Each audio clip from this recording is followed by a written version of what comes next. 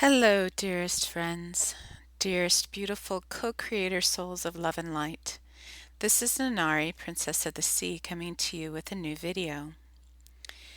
If you remember from my previous video that I did about a month ago on the YOUion or YOUion essence, in it I spoke about something called Sanat Kumara, which is a favorite story of mine.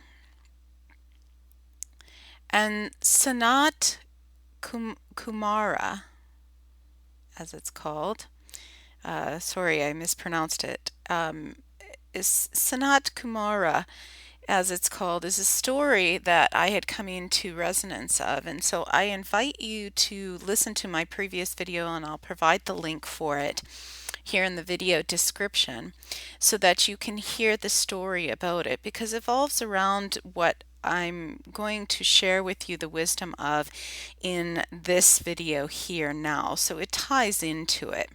And this video has actually been quite a while in coming. This actually came in inspiration a couple of months ago.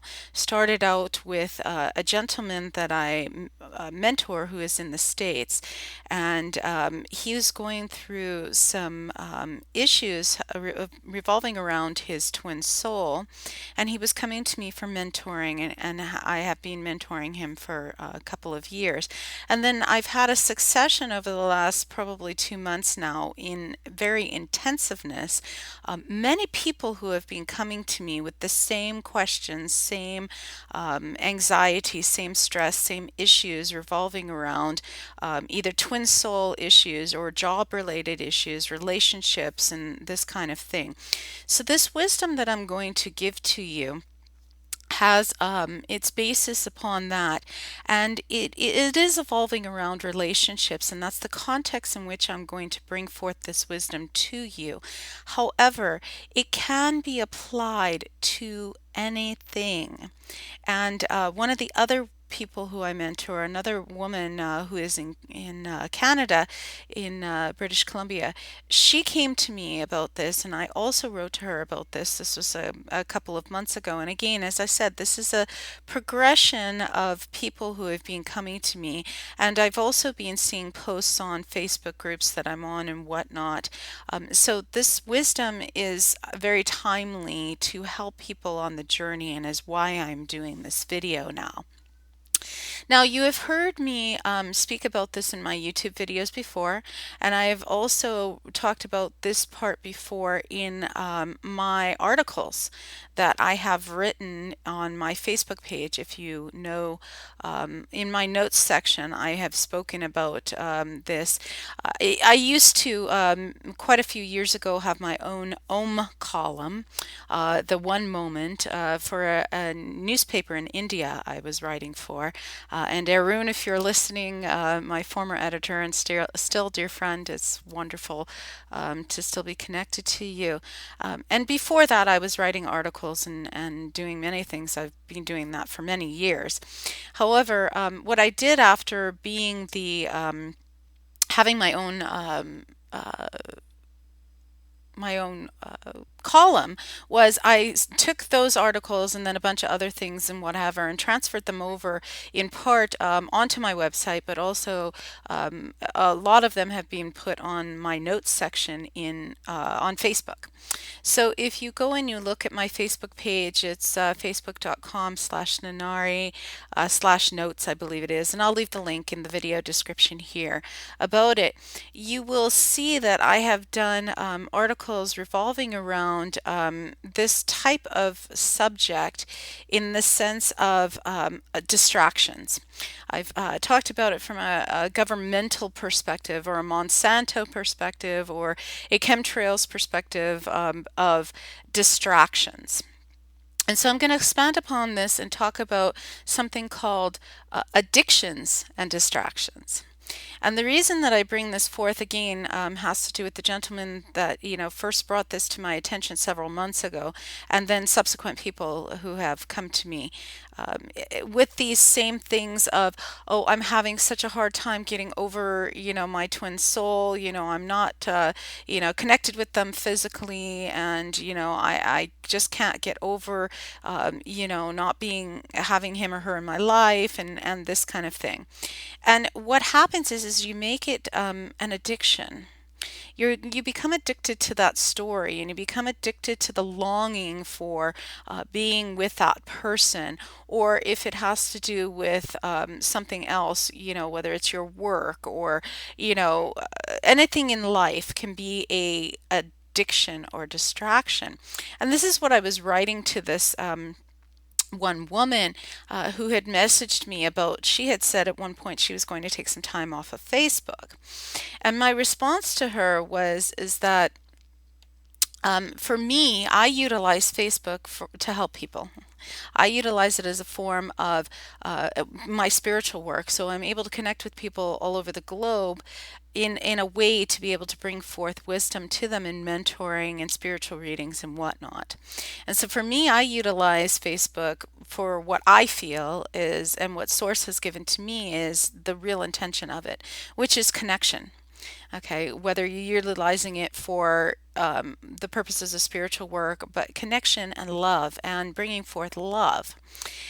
And so when you're utilizing it for those purposes, it's absolutely wonderful. Yet, anything, as I was explaining to her, anything can become an addiction. Anything that you repeatedly do over and over and over again that brings you a sense of angst, anxiety, anguish, pain, hurt, and you're unable to get out of what we call in Sanskrit tradition in Hindu philosophy as the samsara, which is like the hamster wheel. Anything that has you going round and round in the hamster wheel again and again in avoidance of what it is that you are meant to feel or experience or let go of is an addiction. So that can be Facebook, it can be alcohol, it could be work, it could be anything, a relationship, having trouble letting go. And for me, I thought I was addictionless. I thought I was distractionless. Until I came to some realizations recently in my life in going through my own healing process. And I came to understand different addictions that I had. Now you would think, okay, you're such a spiritual person and you're in this spiritual realm and whatever, how could you have an addiction? Again, it's something that causes you anguish and angst and whatnot, but you continue this hamster wheel on. And so for me, what my addictions were that I had to look through, I didn't have the typical addictions. I mean, normally when you think of the word addiction, and addiction is being given a bad name or a bad rap, if you will, they are more like distractions, which is referring to the articles that I was talking to about a little bit ago, which is distracting you from keeping you from being who you really are and shining your light, stepping into the soul of who you are, coming into union, YOUnion, union within you. And so my addictions, I was taking a look at in different forms, and what I came to realize was is that for those of you who have watched my YouTube videos, you will know about this. If you haven't, I invite you to watch my series on twin souls, because I have a whole series about the whole cycle and circle and path and union with my twin soul, the one who I considered my twin soul. And originally, my original twin soul was embodied within a man named Steve. And he died, he was killed by a drunk driver almost 28 years ago. And when that happened, I went into a form of addiction, and I didn't realize this until just recently. And what this addiction or distraction was, I realized what it was, but I didn't label it as that, right? I didn't label it as this addiction or distraction. I became addicted to never having that love again and closing off my heart. So I subsequently went and married my former husband. I had three beautiful children, yet I was never in love with him and was in a very abusive relationship for many years. And that was a form of addiction. And then I also came into this form of addiction distraction in which I delved into my work, whether it was being a mom to my three children, whether it was work when I was in my what I call my former life, in my older days of teaching. I taught preschool all the way up to grade three. Um, when I was doing that, or if I was delving into the bead making business that I had with the stones, such as amethyst and rose quartz and whatever, I had that with a friend at one point. My spiritual work, it all became an addiction and a distraction, keeping me from who I really was and really dealing with what I needed to deal with, which was the pain of losing Steve, which was the pain of never being able to have that love again. And it wasn't until 6.5 years ago that I came face to face with that, when I came into who I considered my twin soul. Now, I have evolved from that, and I'll probably be doing a further video on the energy of that. So for now, I will just leave that. And for those of you who have watched my YouTube videos, you will know the journey that I went on with this man. But what happened is that I released that addiction and distraction through my connection with this man. And it was quite beautiful. And it was wonderful that I was able to do that, because I was actually able to feel for the first time in probably my entire life on an intimate level. I was able to feel in relationship. And it was beautiful because my heart opened.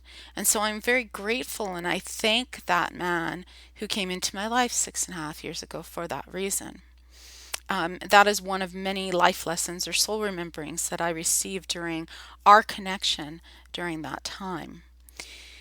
What had happened, though, is before he came into my life, I was in this addiction distraction of, I am just going to be a light worker. I'm going to be the love and light. I'm going to just to help humanity.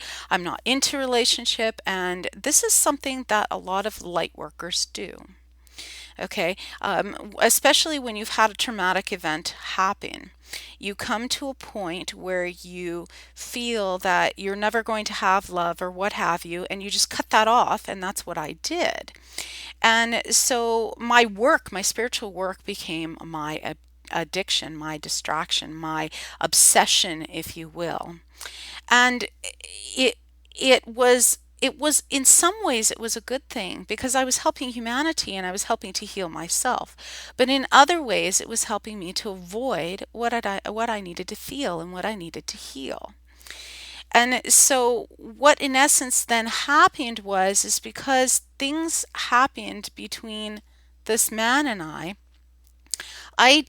was in this place of calmness, in this place of serenity, in this place of total being in love, like Ram Dass speaks of when it comes to a relationship with this man. And yet it turned into another form of addiction and distraction, because he kept pushing me away. And he kept doing what we call as the runner dynamic and the twin soul dynamic. And so we were having this push and pull, and what would happen is that I developed yet another addiction and distraction of attempting to get back to that bubble phase, as it's often called, of love, where we had experienced being in that awe of seeing one another as the God we are within each other. And this is what often happens in twin soul relationships, is we attempt to get back and we end up having this addiction. And this is what this gentleman who came to me a couple of months ago was saying. His twin soul has moved on. She's in another relationship, although, the relationship may not be the best relationship. And I have told him that this relationship, that she's in, has to run its course. However, he was obsessed and addicted to this samsara, this hamster wheel of going round and round and round, obsessing about what is she doing, how is she, what's she doing on Facebook, and when is she gonna break up with him so that they can be together, and how he can't move on, because of this. And I found myself in a similar loop with this man who I considered my twin soul. And it was interesting because, again, I thought, I'm so spiritual. How could this be? And yet, the whole entire time, the one thing that I never did, and I still to this day have not done, I have been free from stopping my work. Now, see, a lot of times people who are in this situation, they stop doing their work, or they feel like their life isn't worth living anymore, or they feel like they can't go on and can't continue, and things of this nature, and they can't seem to get these obsessive thoughts out of their minds. And I never really had that in the sense of my work. I still continued with my work. I still continue to doing the spiritual work. I still continue helping humanity, even right to this moment, and I'm doing this video. But I was attempting to get back because of that soul longing. My addiction and distraction wasn't so much because of an ego-ness, it was because of that soul longing. My soul was longing to be in union until I realized I was already in union. And so this is the wisdom that I want to share with you in this moment is addiction is actually in any form, whether it's alcohol, drugs, Facebook, your work, obsession over a relationship, whether it's twin soul or a soulmate or a vibrational match, a divine partnership, whatever you want to term it as. Whatever form you are using as an addiction is a form of self-hatred. And when I came to realize that, that was something that hit me very powerfully because I truly love myself. Yet this was the one small part of me that became a huge part of me that I had not loved myself. And it took a dear friend of mine recently who came to me and he said, "Do you realize how much power you are giving to this man by continuing on this hamster wheel with him? By continuing to be angry and to show your anger, by continuing to message him and connect with him when he clearly is not in a space of wanting to be with you?" And I had to stop and I realized that, and that was not his exact words, but this was paraphrasing, and was the energy behind what he was saying to me. And he was saying to me, which I have done, I had let go before. I had let go so many times and as my friend said, made it final so many times and walked away from him so many times. But I never stuck with it. I came back because he always brought me back energetically, vibrationally, telepathically, and then he would also send me songs, or he would message me, or text me, or he would do something on his Facebook to incite anger in me because he knew I would respond, or he would put up a video or some sort of something to trigger me back into that hamster wheel until I came to a point of nothingness, until I stopped. I completely stopped. I no longer was doing the hamster wheel. And what was it that did that? I can't say that it was something specific. There was no specific catalyst. I just came into union within me. I came into yoga. Now, I've been doing my own yoga, and I used to teach yoga years ago, but I've been doing my own yoga for many years. Yoga itself means union. Yoga itself is the yoking together. It's the heart and the mind as one. And it's not the mind as in the brain, as in the obsessive thoughts going running round back and forth, back and forth, back and forth, going crazy, if you will. It's a form of delusion. It's a form of craziness. And so I can actually make sense on another level of what this man who I've been involved with for the last 6.5 years was saying to me when he would say, you're delusional. He was saying it from a context of what I was saying about us being in relationship. But I took it in another way and internalized it and realized that the delusion was my going back and forth, my constantly having these thoughts of one moment of being with him in this beautiful bliss of union, and then in the next moment just completely freaking out because of something he was doing that was triggering something in me. And I had to look deeply at what that trigger was. And I had to stop the doing the back and forth. And so what addiction and distraction is you are to take a look within you and ask these questions. What craving is beneath your addiction or stress or anxiety or obsessive thoughts and feelings about this person or this situation or this event? I mean, it could be anything. In fact, this gentleman who had come to me, he said it's almost like a PTSD thing for him. He keeps repeating the pattern over and over and over again about their relationship and what happened and how angry she is at him and this and that, instead of letting it go. So the questions you want to ask yourself is, what craving is behind your addiction, obsessive thoughts, stress, anxiety? What are you avoiding feeling? For me, it was what I was feeling was not feeling unconditionally loved and accepted by this man. I was looking outside of myself for his unconditional acceptance and his unconditional love, instead of looking for it within me. Now, I was already on one level looking for it within me, and already I was unconditionally loving and accepting myself fully and completely. On the other hand, when it came to intimate relationship, I wasn't, because he was being the mirrored reflection of that. And what I had to come to understand is that he was always going to reflect that for me. Because deep down, I wasn't really loving me in those places.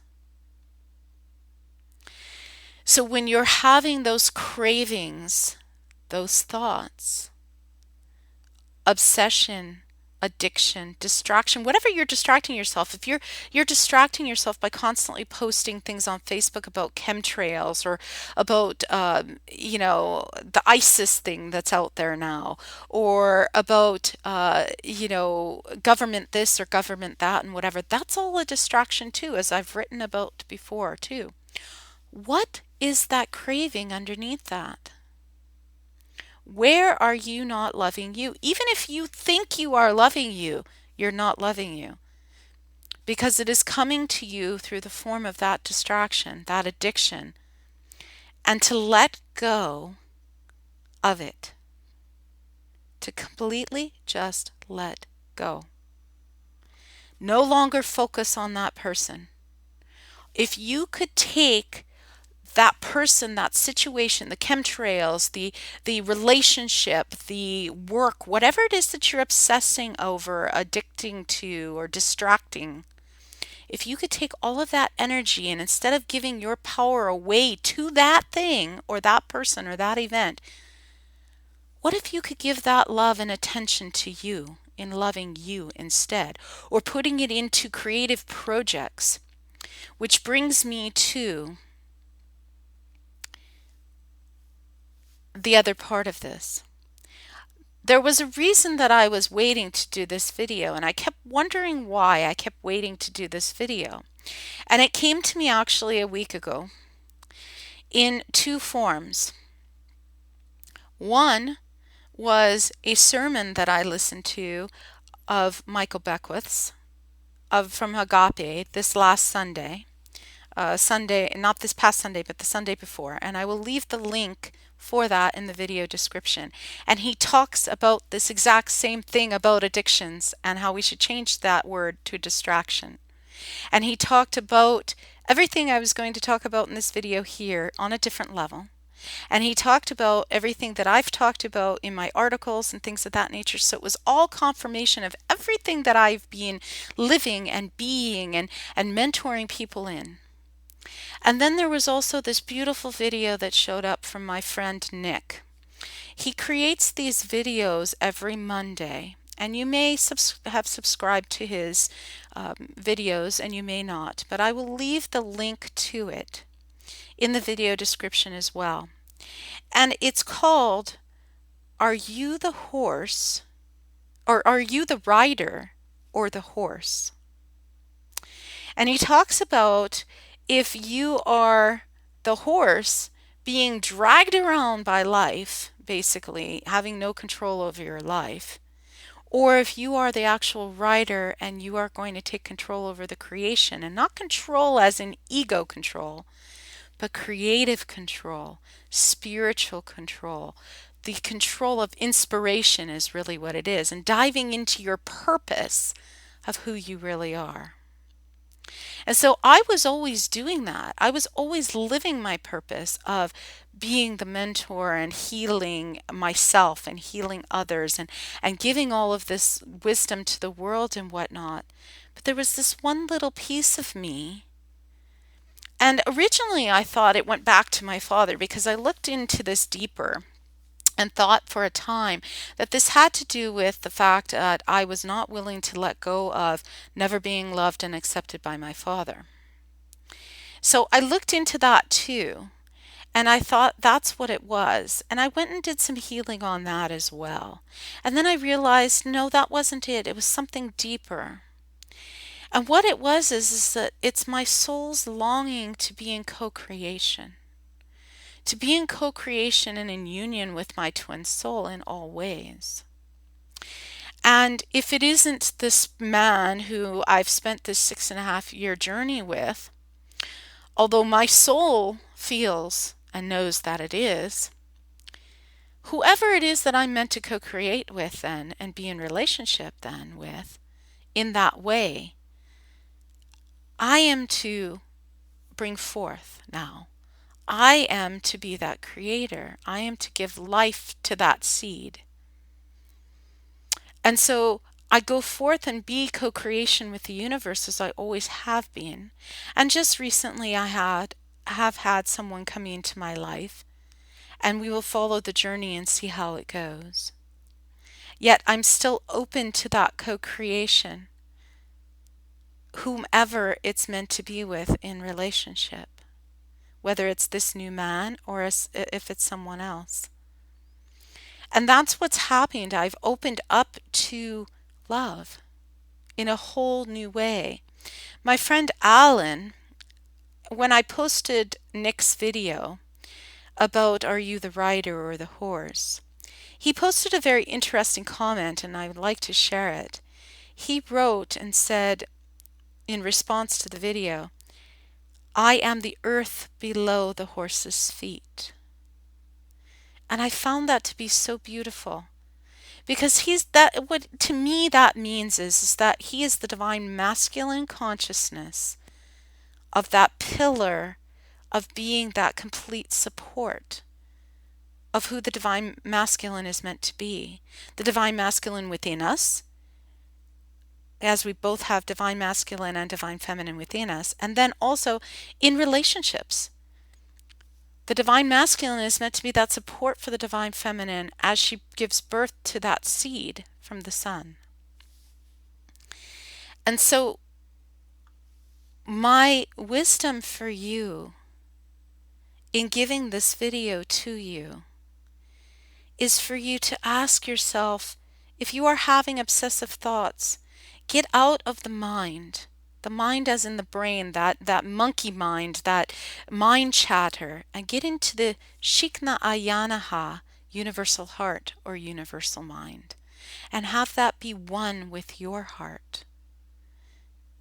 And then things will shift for you. getting out of the samsara, that hamster wheel of action reaction or action solution, of these bouncing of obsessive thoughts, and come into no fluctuation, just simple calmness, peace, and stillness. And from that, you will then birth a new creation.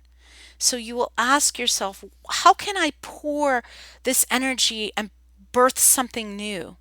Now, this gentleman that I was talking about who came to me, who had all of these addiction, obsession, PTSD thoughts running around about his twin soul, he has now gone on to rebirth. He is now in the process of his own new creations and has himself opened up to relationship. He is also in the last processes of detoxifying his body also. Because with all of this addiction and distraction, it does bring itself into the physical form. And it can form itself into dis-ease or being not at ease with the body as well if you continue with these obsessive thoughts. So it's being detoxifying spiritually and physically. And then rebirthing, place your focus and energy on loving you. Coming into union, YOUnion, union within you. And then the union with whomever it is meant to be, your twin soul, your soulmate, a divine partnership, a vibrational match, that job that you have been desiring will come forth to you effortlessly and easily when you come to union within you. When you ask the universe of thy will be done, which thy will be done is what is the greatest expression of love, of joy, of living life that you can bring forth. Place your energy and focus upon that. And then the extraordinary, beautiful genius that you are will come forth. And all of the energy from this obsession and addiction and distraction will then fade into this new creation. There's a story, a prophecy from the Cherokee, the story of two wolves. And it's the wolf of negativity and the wolf of positivity, or anger and love, fear and love. Which one do you choose? As I said in my previous video, fear is the acronym for face everything and rise. So that's why that meditation was so powerful, and how it can help you to ease out of this addiction and distraction. So it's interesting that I'm doing this video now, as it is kind of a prelude to my previous video. So if you listen to this video first, then go and do my video meditation, it will help you to come into union within you, because that's what that meditation is all about. And in that, you're infinitely replenished from source. Because there was another woman who came to me recently about saying that she felt that all of this negative energy that's swirling around her, of feeding this wolf of fear and anger and whatever, was draining her. And so I explained to her that when you are giving your energy away, whether it's giving your energy away to a twin soul, or any form of addiction or distraction, or any form of something that is keeping you from being who you are, the soul of who you are, the magnificence of who you are, yes, it is draining, because you are physically giving your own energy. When you are actually replenished from source and you are in union, YOUnion, union within you, you're infinitely replenished with source energy. So anyone who is attempting to then, quote unquote, take from you is not taking from you. They're not taking from your energy. They are taking from the infinite replenishment of source. And they can have as much energy as you want, because source is infinite energy. So what is that energy? That's being love. That is being love. And so the ease of addiction and distraction comes from you being love now.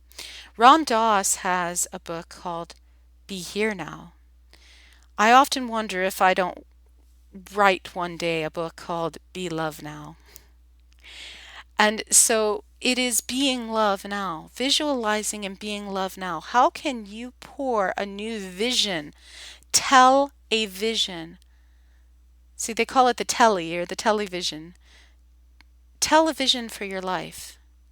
Tell a new vision for your life. Tell a new story for your life of what you can create for your life that has nothing to do with your twin soul, has nothing to do with your divine partner, has nothing to do with a relationship or the whatever it is that you're obsessing over or addicted to. Pull yourself away from that addiction and into the creation so that you are no longer ruled by your emotions. So this is how you know that you've healed from something. And this is how I know I have healed now this situation, this connection, this relationship with this man for this 6.5 years that I was involved with, and how it's completely done and final, is because I no longer give him power. I no longer allow him to trigger me. I no longer allow the situation to be obsessive. I no longer allow the addictive behaviors and distractions. They no longer control me. It doesn't mean that everything that happened didn't exist. All of that happened in the last 6.5 years. Whether it's his perception and perspective of what he feels happened, or mine, or anyone else's, it all occurred. What matters is whether I allow it to rule me, or if I be in this bliss and love and peace and contentment with it. I choose to be in love and contentment. So I'm no longer feeding the wolf of fear, of anger, of addiction, of obsession, of distraction, of emotions, of being triggered by him, of whatever he's doing on Facebook. I couldn't care less. From what I understand, he has put stuff up publicly and I could easily access it and look at it if I wanted to. I don't. I don't care. Why? Not because I'm not a non-caring person, but simply because I'm no longer feeding him energy. I couldn't care less who he's with. Last I heard, he was involved with someone. I don't care.